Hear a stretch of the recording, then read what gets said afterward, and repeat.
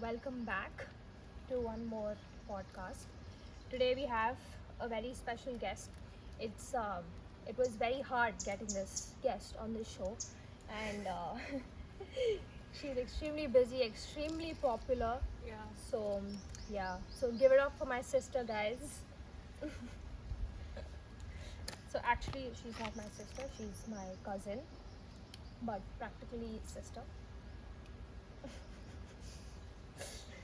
So, and the reason why we brought like this kid to this show is because she's Because had. I'm extraordinary and I'm a very interesting person. Yeah, and guys, she's not British, by the way. She's just likes that accent. Kani, so the reason we have her on this show is because she's had a very different schooling experience throughout. She was homeschooled, later went to a very different type of school, and then is now in her college pursuing BSc Physics in Azim Premji University. So I kind of wanted to talk about what this whole homeschooling experience feels like from the perspective of a person who can look back to their experience. So, would you like to introduce yourself, Dad? Yes, I'm Shweta. I am in my second year of college, and as she said, I've had a very I've never actually gone to a formal school except for like 2 years of my life, out of which 1 year was COVID. So yeah, I've had a very different educational experience, and yeah, it does influence the way that I go about college and things like that. Okay, so we can talk about that. Let loose it, it's fine. Okay. Okay, so first we'll talk about ante. Um, why did your parents choose this whole homeschooling thing for you, and did you ever have a say in it, or you thought, okay, this is what normal school is like, or what? I mean, actually, so my dad had a very typical schooling experience, which he did not at all enjoy in his childhood. Like he was made to go through that whole like JEE preparation and all of that, which he really didn't enjoy. And he like the one thing he wanted was his kids to not have to go through that pressure. And your mom? My mom, I mean, she didn't feel very strongly about anything, but I think she also agreed that she didn't want her kids to go through like uh, she didn't want them to go through like that much pressure, and also like not she wanted them to learn what they're interested in. I think both of them wanted like schooling to be an enjoyable experience. And so basically like since I was born, I was never put into a formal school. So it wasn't like they asked me. I was just Yeah, you were too young. I was too young to actually make a choice. Um, but I really so I wasn't homeschooled. There was this small. It was a school. It wasn't a formally recognized school, but it was a school called CFL, and it was very close to where we're living right now. And my dad was teaching there after he did his MA in education. And basically, he did his MA dissertation project there, and then he ended up teaching there. And so we used to go there. It was a very informal sort of school, so it was very small. When we started out, the strength was about 60 kids in total, all age 60 groups. kids? Yeah. I don't remember 60 kids. Yeah, when you came, it was much smaller. Yeah. So it was about 60 kids, and it was very informal. Like we never had uniforms, and we had like a timetable, and we had to go about classes, but we never had exams, and the classrooms were very interactive and all of that. Yeah, like how I always understood CFL was, it's like all the parents who are interested in homeschooling their kids, like this is how I understood it. I always thought they were predominantly homeschooled, but then they went and met a bunch of other people who are also being homeschooled in this place. Actually, that was what it became later. But initially, it started out with the person who started Guru teacher. She just wanting to have a school, a place where learning is an enjoyable experience. So, like initially, it was more formal than a bunch of parents coming together. Eventually, when CFL became really small, because after the RTE, schools were required to be recognized, and because CFL was not recognized, and they didn't want to be recognized because you have to have a certain type of school for it to be recognized. Yeah. A lot of parents started pulling kids out, and that's when it became much smaller, and that's when teachers also started experimenting with giving us more freedom. So at some point, we were allowed to make our own timetable, and we were allowed to also decide. So a bunch of teachers would offer like math or whatever, and we could also pick our teacher. They did this experiment for like 2 weeks where everybody made their own timetable and picked their own teachers, and then eventually it became more like that, where you could decide what you wanted to do. And at the beginning of the year, everybody would come up with a list of things that they wanted to work on or explore that year for that term, and then the teachers would say, okay, this is what we can do, this is what we can actually offer you, and then we would make a timetable based on that. So eventually, when the strength became a lot smaller, it became like that, and also the parents started becoming more actively involved because it was a smaller strength, so people cared more about what we were doing. Yeah. And how I remember CFL was, it was like a house. It was a house. It was the initial CFL building. The initial CFL building that had like one small stage of sorts, like Yeah, for yeah. performance or whatever.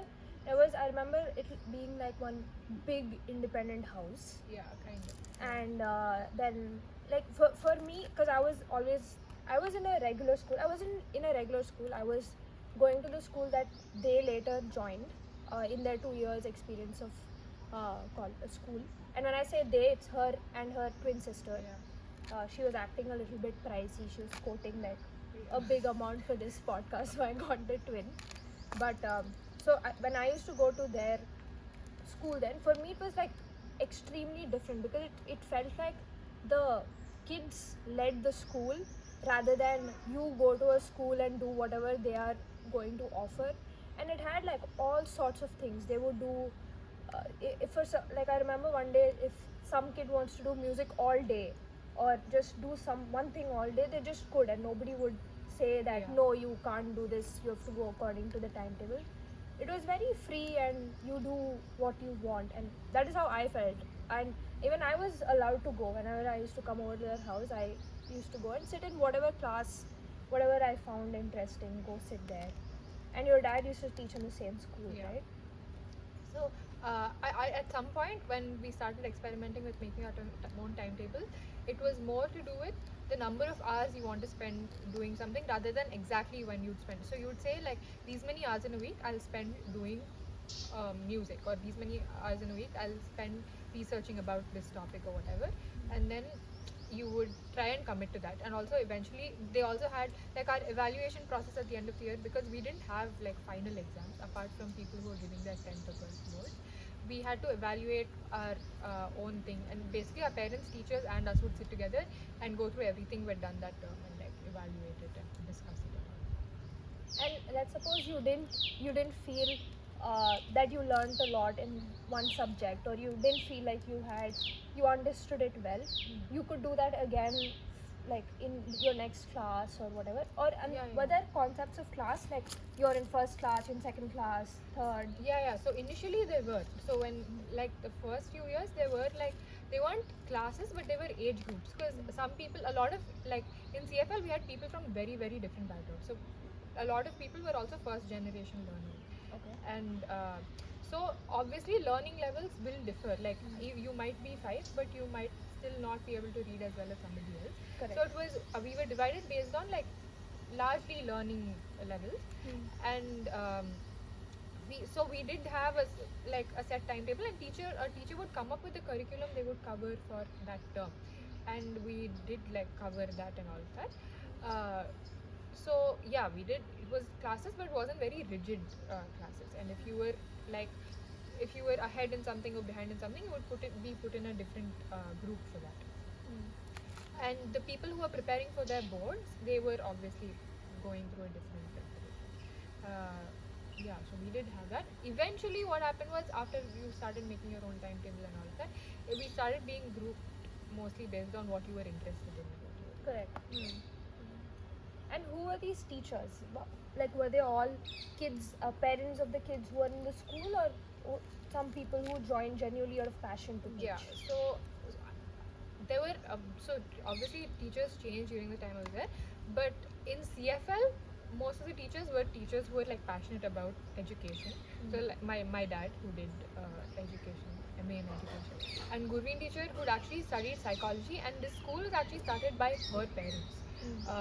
And then she took it over because she was also interested in this type of education.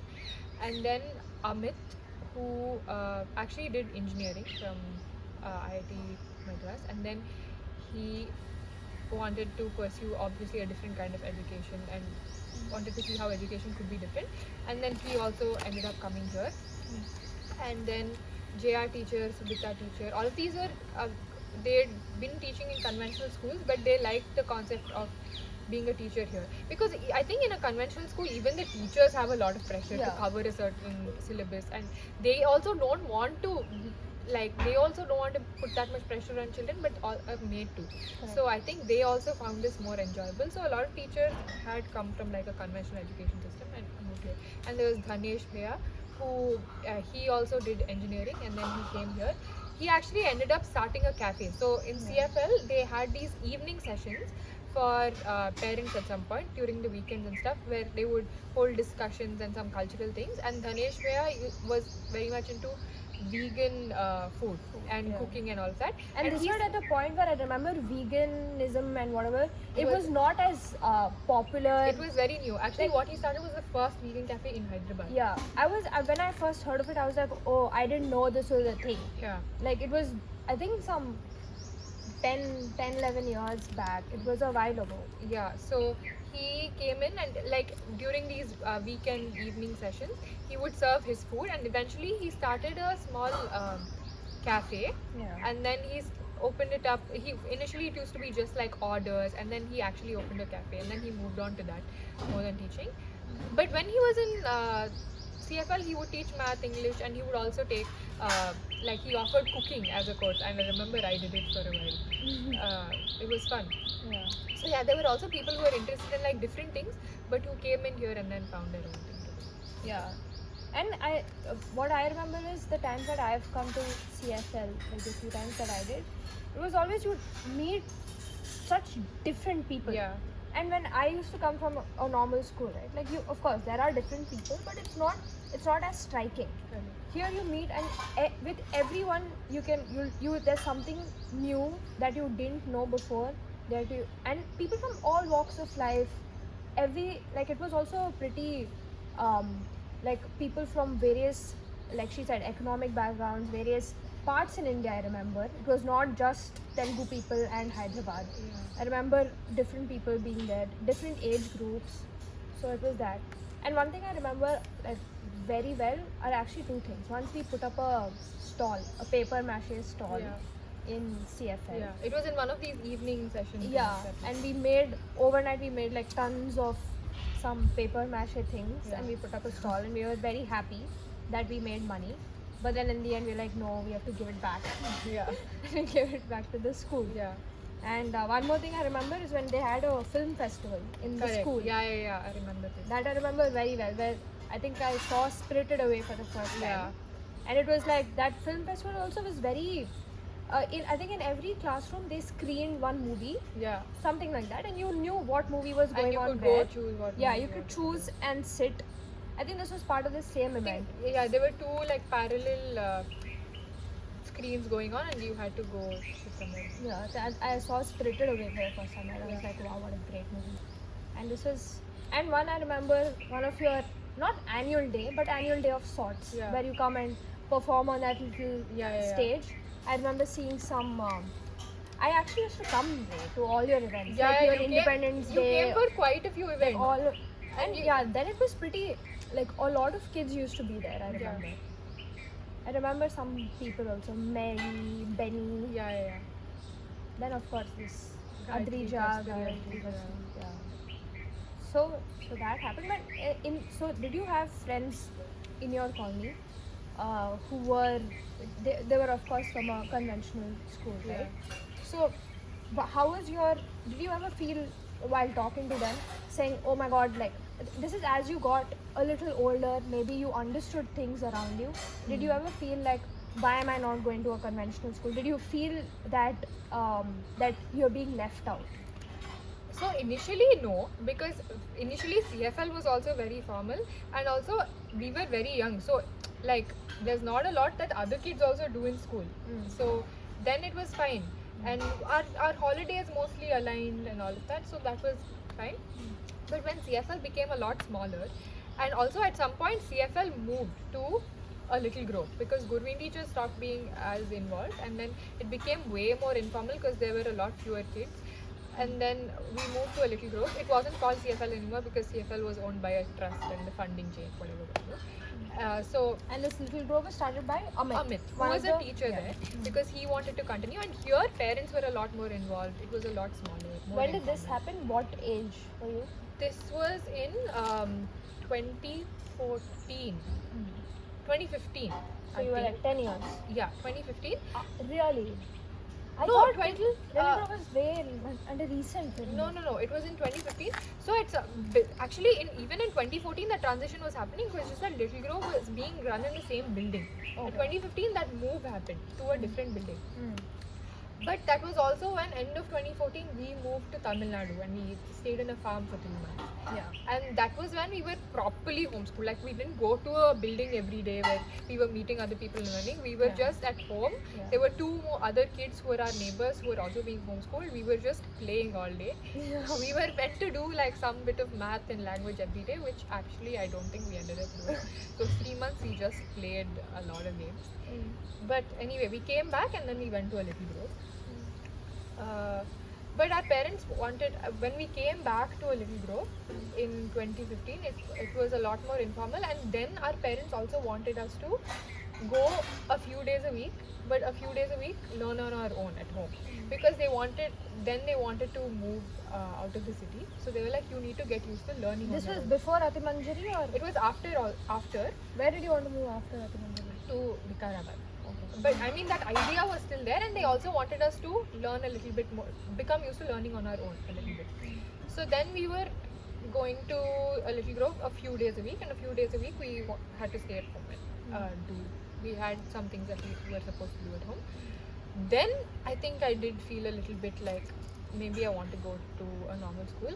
Also because I think making choices for yourself is good.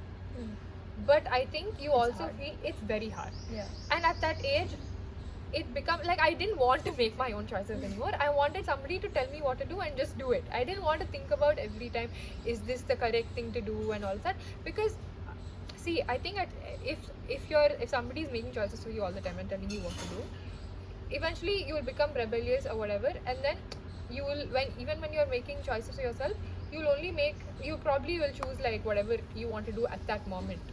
But I was doing this for a while, so I was also thinking about like more long-term things, and it became harder. I just wanted somebody to tell me what to do, and that's when I think at some point I told my parents I wanted to try normal school.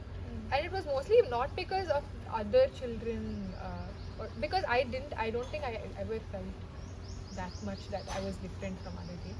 What about Sneha? I don't know, but I don't think even for her that was the main reason. I mean, it was there a little bit. I think the one thing that used to like irritated us a little bit was when people asked what school do you go to, because it was a very complicated answer, and sometimes I didn't want to explain it, so I would make up some random school name and just a lot of times I would say like Pallavi Model School because I didn't want to explain it. So I think that was irritating, but that wasn't the main reason. The main reason was I wanted somebody else to structure my time for a while. So I said I want to go to school. But before this, how was your experience moving to Atimanjari? Atimanjari is like a small place near Tamil Nadu. Yeah. And I think there was a family who was a newly returned US family, or they've been there for a while. And I don't know how you guys met them, but they decided to move there. And I remember when you guys were going to Atimanjari, I was there at the railway station dropping you guys. Right. And they were sobbing. Like they were sobbing. And all of our CFL friends had come, and everybody was crying. Everybody was crying. Because everybody thought we were moving for a lot longer. Yeah, like for good. But this seemed like one summer holidays trip then. Yeah.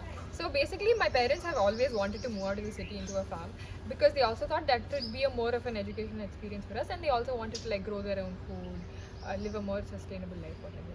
So here, this family had also moved from the US with the same agenda, and they were living on this farm, and so we had moved there. We were like neighbors, and our parents wanted to try it out for a few months and see how it is, and then see eventually if we wanted to move. How there. did you meet this family? So there was this conference called Back to the Land conference or whatever, where a bunch of people who wanted to try like farming and sustainable ways of living, they met and they were talking about like their experiences and all that, and that's where our parents met, and they were like, okay, maybe we should try it out. So we moved there for a few months, and then those kids were our age, so we had a lot of fun. 3 months we just played so much. We would just get up in the morning and then go and then start playing some game. And we were really into Monopoly. Then, I was going remember. to say, yeah. We would play Monopoly all day, and that game would continue for 4 days. And we made like wallets where we would store money. We were crazy. Yeah. And then we also had these dolls, and then we would make a bunch of things for those dolls. Like because our parents said, oh, we won't buy clothes for these dolls. So we would make clothes for those dolls. And my sister and the other girl, Aparna, they'd actually gotten, like, they learned something from it. They learned crochet, they learned stitching, and they learned to make a bunch of like miniature cargo things, and we got very good at it. I would just pick up a random paint bottle and say, oh, this is a chair here. So I didn't learn anything from it. But yeah, so we did all of that. But then I think our parents also found, like, for my grandparents also, they didn't have a lot of friends there. And my parents also realized if we wanted to move to a farm, it made more sense here because they had more of a support system there. So we moved back. But that Ratimanji was like a fun experience. I think I came there for a week or so. Yeah. And I remember there was a house and there was a huge creek in front of the house. And one of their other friends, Vishu, was building this crazy big house there. Aditya. Aditya was building one big house in the farm. Yeah. And actually, it's not that big. It seemed so big. For me, I was like mind blown by that house. And it was made of some red bricks. Yeah, it was cool. sun-dried bricks. It wasn't those compressed bricks, and they were using those arches and all of that. Yeah, it was really cool house. And in Ativanshi, like it was fun. It was like extremely different from any experience. Like of course, they lived for 3 months. I lived there for a week. Yeah. And I think one thing I learned, those kids were a lot more like independent and doing their own thing than we were. So we learned how to like, I think that's when I learned how to make an omelette and things like that. And our parents would also leave us be for the whole day. So then we would do a bunch of things, and we would, Hema auntie would read books to us every night. So it was fun. Yeah, it was.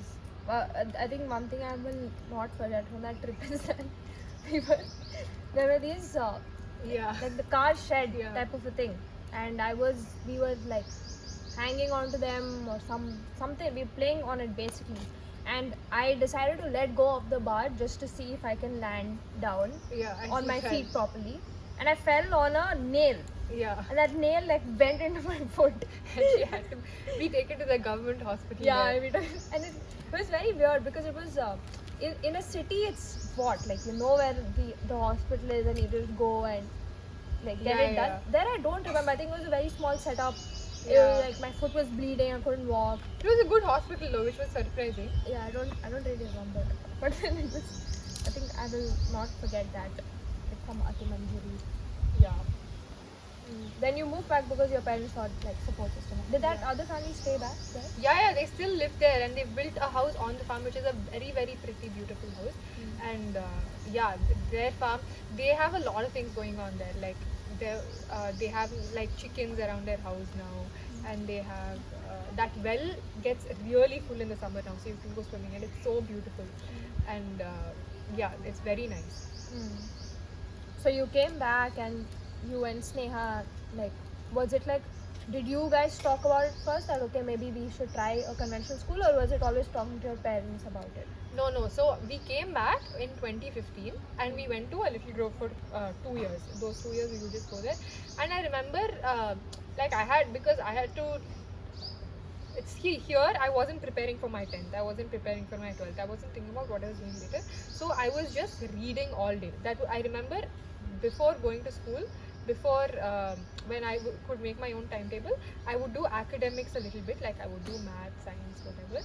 And I remember I really liked science because Amitana was very interested in physics and all of that, and we really liked doing that. So I would do that with him a little bit, and I would get annoyed because me and Sneha and two other people, we were very into it, okay, but other people were not as into it, and so because if there's not enough people into it, then that class would just get cancelled, and those kind of things used to irritate me a little bit. But I would do that, and then I would just read all day. Yeah, Shweta reads like a lot of books. That I remember. Even as a child, she would always have a book with her wherever she goes. Yeah. Types. Actually, I don't read as much now, which is sad. But I used to read all the time, and then so I would just do that. It was a lot of fun, but then eventually I was like, see, these academic things also I'm very interested in, but they didn't happen on a as regular basis as I would have liked because other kids were not as interested as I was at that point in time. And what was the strength at this time? At this time, it was like 25, 30 kids, so it wasn't as much. And in my group, it was like 5 kids. I could have still, like, if I wanted to do things on my own, I could have done it. But again, I didn't want to structure my own thing. So then I remember I had like that week I also had a dream that I went to school, and then I started thinking about it a lot, and then I think. And then I remember I told my dad, one day I woke up in the morning and I was like, I want to go to a normal school. And then my parents were like, okay. And then they started thinking, they made us write a letter in which we had to write about why we wanted to go to a normal school because they also wanted to understand. And then we called Amitana, who was the main teacher in a little group then, and he also came and we explained everything to him. And I basically said, look, I feel like I've made my own choices so far. It's too difficult. Like I for some time I just don't want to think about all of this, and I want to go to a normal school. So we went to so then I think we went on a trip right after that to Penagonda. And that's when we told you that we were thinking about this. And then we went, I didn't think it'll happen so fast. So we went to Pebble Creek. So Pebble Creek is not a conventional school. It's a conventional school in the sense there's exams, uniforms, and it's a CBSE board and all of that. But it's still a smaller school. It's still less formal than like say Kendriya Vidyalaya. I think if I went to a school like that, then I would have actually felt it. Yeah, you would have hated it. You would have run back. Yeah. Pebble Creek was like a good balance of like structure and a little bit of like freedom that I wanted. True. And I went to Pebble Creek for I think my first to 5th grade. 5th, 6th were in Pebble Creek. It's a Montessori school, basically, and their parents actually introduced my parents to that school because I went to a proper school which was Kennedy. I used to go to Kennedy, which is like proper, like they would beat kids up and all that, and I hated it. And their parents basically told my parents that there's a school called Pebble Creek Montessori, you can try out, and I loved that school. I was there for all the earlier years of my life. And in the same school, they joined later, in and I think grade. 7th and 8th you did there. Yeah, so in 2017 we joined and we were in 7th grade. No, and until 10th we were there. You were there for 4 years. No, until 10th we were there. We joined ending of 7th. So 8th, 9th we properly didn't Pebble. 10th also we did, but 10th was mostly during COVID. So it was basically like 3.5 years actually. Yeah. So I think in Pebble Creek you wouldn't have felt like oh, what is this school, like it's not, it doesn't slap you in the face. No, but also I remember the first day that I went, so in my head this was like a experiment that I was doing. So I actually didn't realize that when I went to school I would also be expected to do all the homework. I think first day I realized, oh, this is not just some like experiment thing that I'm doing, I am expected to do all of this. And then it got a little bit real, but yeah, I really enjoyed it. And my class was smaller than all the other classes. We had like 10 kids in our class when we first started out, and then like obviously it was way more formal than this school, but I remember really enjoying it. First of all, like not having to think about my own timetable was such a relief for me. And then second of all, I got to do like a lot more of sports and everything else, because here there weren't enough kids to do sports. Like we would play some games, but there weren't enough kids to do things like this. And then we would also like, there were a bunch of like other things that we could do just because we had more people in school. Like what else did we had like these debates, something we had anyway. Yeah, and then that whole singing show and Yeah, choir and all of that. Yeah. Stuff like that we could do, which I really had fun with. yeah. Also, like academically, it wasn't a struggle for me because I think if you know math and English well, it's not a struggle because until 10th, those are the you don't learn anything very very difficult until 10th. 11th and 12th is a little bit more challenging, but if you're good with English and math, there's nothing too hard about.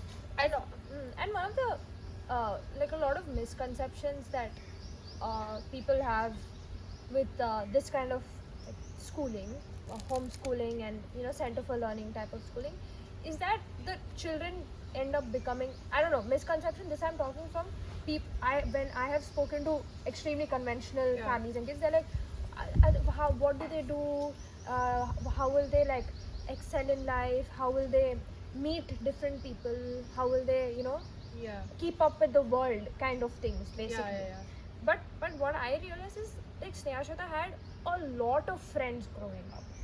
Yeah, Like, we had a lot like, of they fun. would meet people all the time, go to these different conventions, and it was not, people have a feeling that it's lonely. Like how can a kid develop if they are not exposed to other kids of their age? Yeah. But you were exposed quite a lot, and I don't see them fumble while talking to people, or or like I never, as a kid I knew that you were homeschooled, but I never felt like, oh, they are extremely different from me. Like they were just kids doing like Yeah, something yeah. different, that's all. I mean, I get why you can say it will be lonely if you're actually literally homeschooled, like staying at home all day. Yeah, it can get lonely, and you probably need kids your age. But and that, like, I know people like who homeschool like that also, and it gets lonely for them. Also, another thing is parents get very paranoid about you, and then doesn't work out very well. But we were going to this place every day. We had a bunch of other friends, so it wasn't lonely at all. And you would also go to these conferences where you would meet other kids who are being homeschooled. Yeah, and also another thing is I think I was used to being like, because I was meeting a lot of kids my age, but I was also meeting kids older and kids younger and also adults. So I would have adult friends, and like they would talk to me like I was their equal, and I was very used to that. I think that is also quite like if you're going to school every day, your teacher never talks to you like you're their equal. Yeah. So I think that I was very used to, and in school, yeah, I think that's also very important. But yeah, I had fun in school. I was very very studious, and I would like do all my homework on time. I would study very well and all of that. And I actually found that I was way more interested in academics in school than everybody in my class. But that's also because it was so new for me. I Yeah. think if I was in school since I was a kid, I would also get tired of it. Because in school, it's not like if I get this concept in math, I can stop doing it and move on to the next thing. You have to finish every example, every question in the textbook, and it's just a waste of time after a point. And it's all just like documentation and proof to CBSE saying that, oh, you are teaching the kids something, which is quite pointless sometimes. Which also I started realizing in 10th, which is why I decided maybe I don't want to go back to school. But you gave your 10th boards from them. From Public. Also, it was during COVID. Like we did those 4 pre-boards, and then our marks were taken from that one. So I didn't actually give boards in 10th. And Public Creek didn't have 11th and 12th, huh? They did. They didn't have 11th and 12th. If they did, I might have just continued. But they didn't have 11th and 12th. So then you came, and this time it was proper homeschooling, or was it again with Little Grove and? So this time it was more homeschooling than Little Grove. I wasn't really going to Little Grove every day. It was more like Amit. So basically, Amitana was teaching math and physics to us, and I had somebody else doing chemistry with me. And then I had psychology, Gurveen teacher was doing, so we would go to her house. So it was a bunch of teachers, and not all of them were involved with Little Grove. So we had to go find these teachers and do all of that. And Little Grove also, we would go only when we had our classes or had to, like towards the end when we were properly preparing, Amitana would want us to go there because we can just clear doubts then and properly study. But otherwise, we weren't going there every day. So it was, I would go there because I really like going there. And I was also, because I had time, I would also like, I was teaching some kids their embroidery and music and things like that.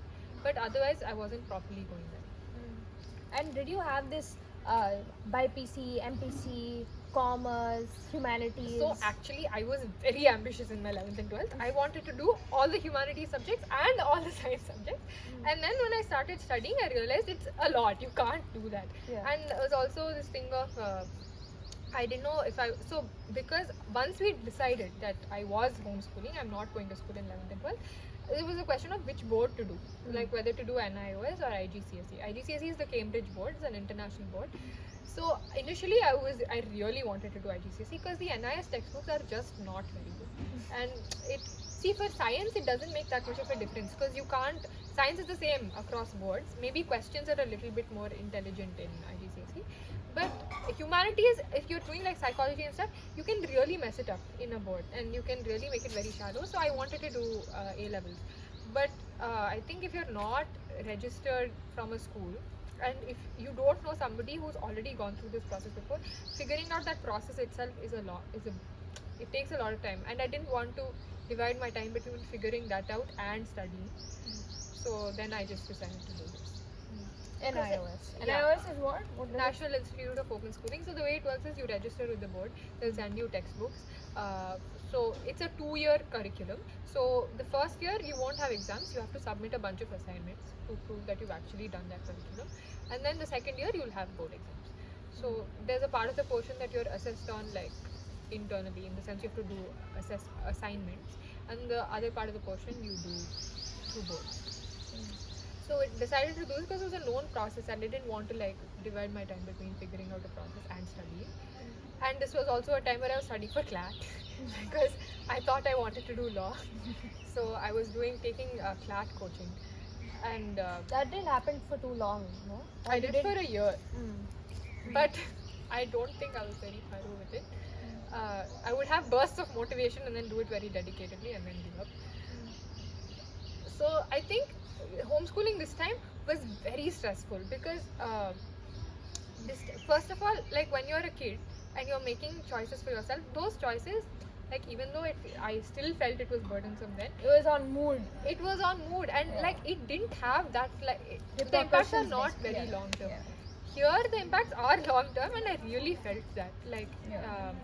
Like it was- college coming up. And yeah, college coming up, I had to really think about like what I wanted to do later and structure my time in a way that it makes sense. And also like I didn't have like eventually you want to compare yourself with other people and see how good you are at academics, right? I had like 2 other people to compare myself with.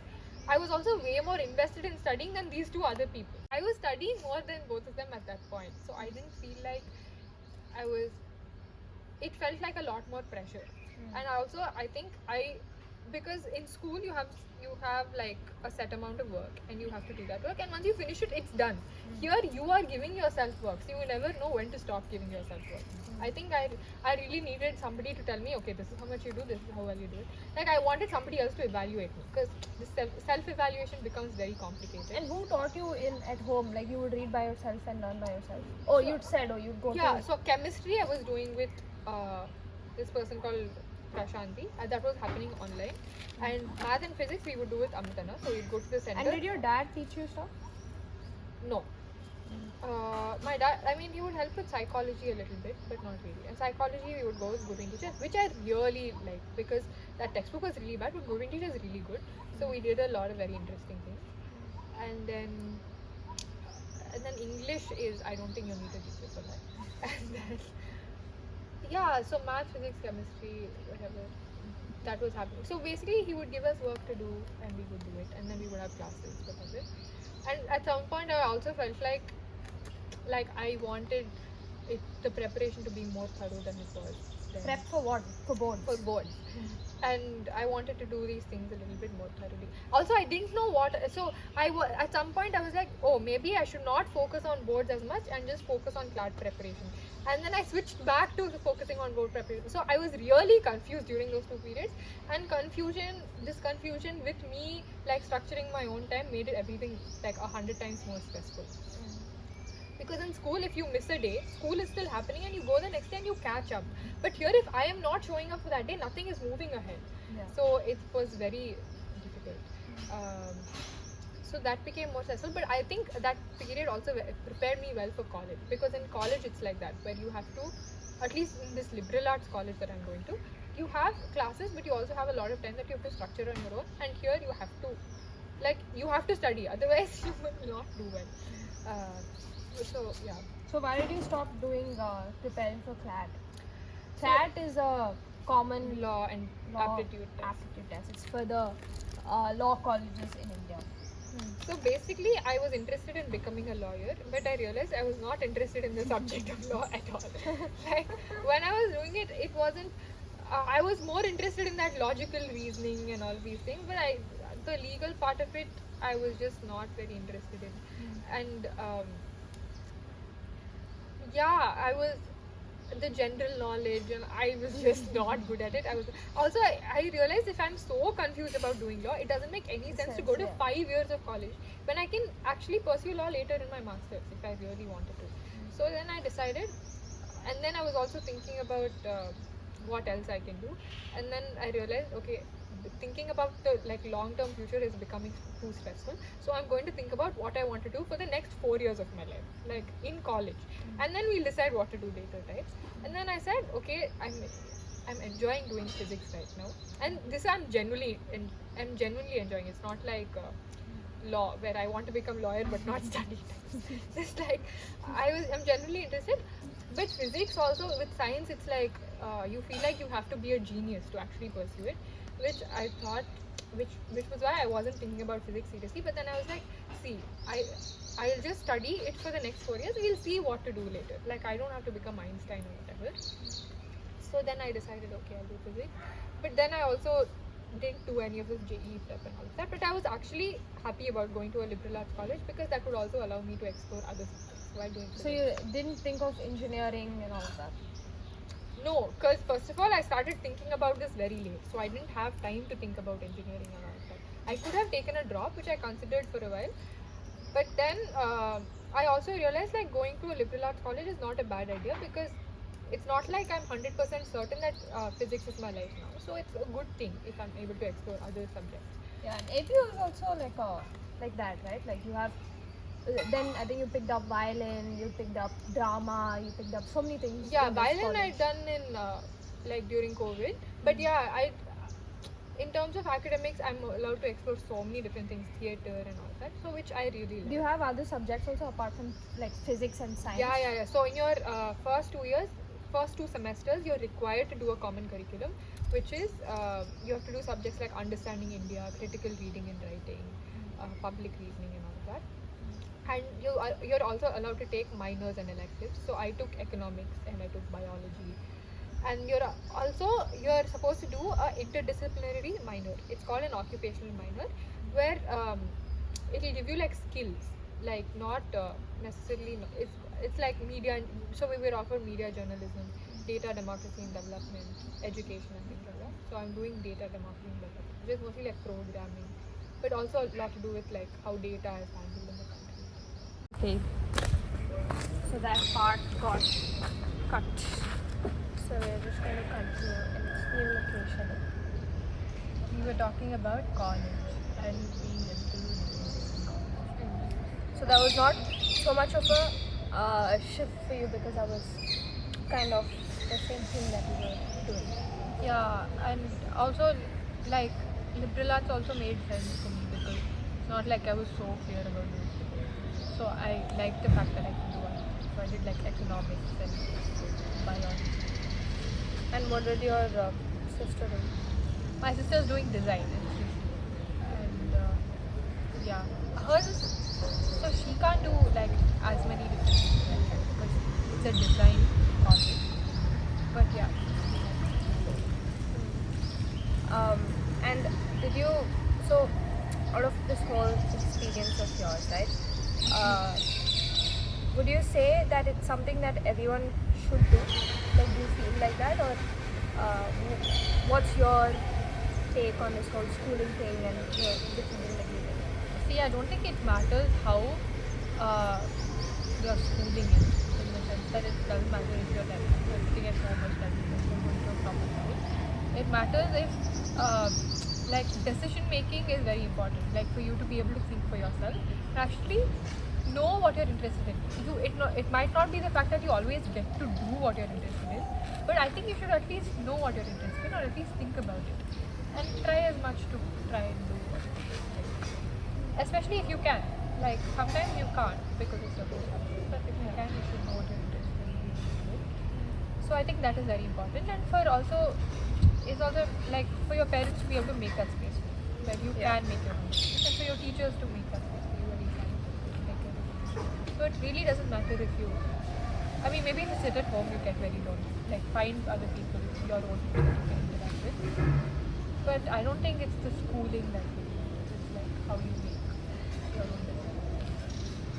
Yeah. And I was going to ask, so if someone is looking for these kind of alternative schools or that, how do you come across such schools? I think now it's like you can like look for things online. There's all of these like Krishnamurti, J. Krishnamurti boarding schools like Trishivani, Sayati and all of that, which are like not fully alternative schools. Like they're big, they're probably you have like board and exam board on that. So just more like sensitive in the way to and philosophy. But they can be like very expensive. Also, you might not want to go to a boarding school. But there's so if you want to like homeschool your kid, there's this homeschooling conference that happens every year. But I like if you were completely new to this, I don't know how you'd get to know. But I think if you start looking, you meet people around you who kind of like whose thoughts align with you, and eventually, like it's a small world. Somebody knows somebody. Kind of like that. That's how a lot of people find that we grow up. Like they just start. Once you start looking for it, you usually find it. It's not that hard. Because now also, I think after COVID, a lot of parents have started thinking about this. So it's much easier now. Alright, so my mic is dead, and I think that is all that we have. We wanted to wrap it up under 1 hour, and I think we did that. So, thank you, Shweta. Thank you for having me. Okay, thank you guys. Bye-bye. Bye.